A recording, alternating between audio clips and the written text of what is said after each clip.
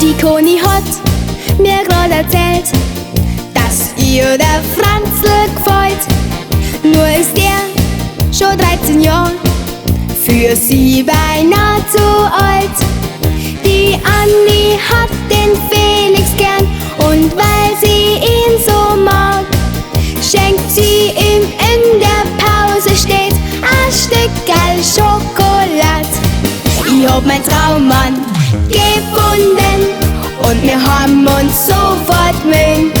Ich hab ihn angeschaut und hab gleich gewusst, das ist der Mann fürs Leben.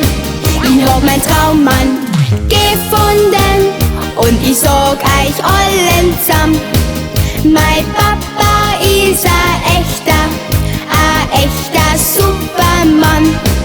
Mein Papa ist ein echter Supermann.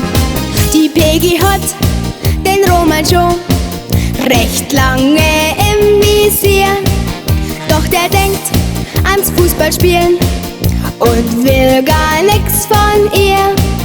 Die Caro bildet sich den Max als neuen Lover ein, nur der hat einen Computer gekriegt und sitzt nur mehr daheim. Ich hab mein Traummann gefunden und wir haben uns sofort mögen.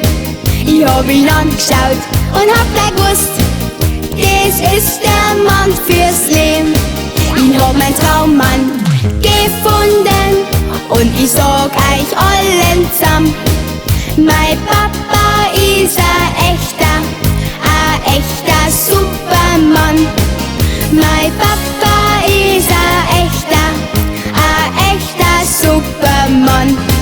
Will irgendwann ein Boy in mein Herz hinein, dann muss er wie mein Papa sein.